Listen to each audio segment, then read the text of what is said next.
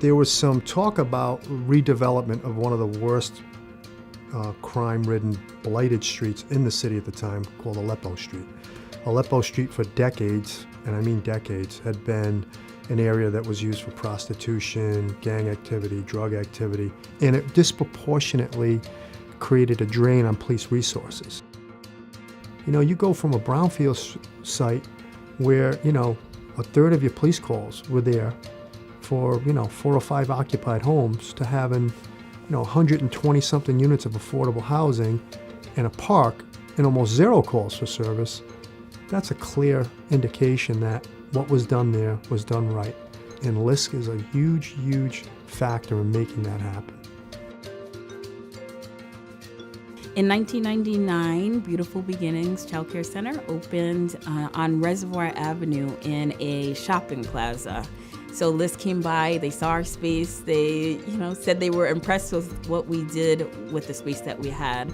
But they really encouraged us to purchase our own property rather than looking for another property to lease. If we didn't have the partnership with LISC, I think we would have made quite a few mistakes that we'd still be paying for in the end. When we don't have economic opportunity for people who need it, there's a variety of different social impacts that has. This is one of the ways that we can concretely address that. The best social program in the world is a good job. I know the power that the registered apprenticeship model has to transform lives. LISC lifted up a program that had been lying dormant, that had not been fully maximized by our state, that we didn't know existed, so we could apply and be part of that. We had a major statistic that really gave me pause, and it was the fact that children, next generation of children, my children, if you had children, your children, had a lower life expectancy. So we start looking at how could we do this public health differently. LISC is one of our backbone organizations. They've been an amazing partner and collaborator by not just bringing the right partners at the table, but being able to engage with residents in a way that has made a major difference in the sustainability of the project. You can identify the issue, but then you need to take one step back and see how do you address the underlying condition, which at the end of the day is poverty. It's the social and environmental conditions. And so they are working to address those.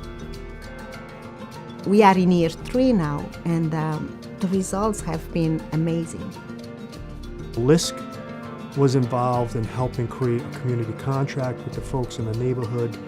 And that community contract became a working document to look at and say, hey, these are the problems that the community has identified as being priorities for them, things that we can fix and we should be working on fixing. You know, developing affordable housing, fixing the schools, beautifying the streets, developing better police-community relations. It's been a great thing for me personally, because having grown up in that neighborhood, I know what it was, and I know what people went through that had to live there and around there for a long time. And I know the quality of their life has been improved so much because of the work that was been done there. But that's the kind of stuff that LISC does. You know, they change people's opportunities and they change their lives.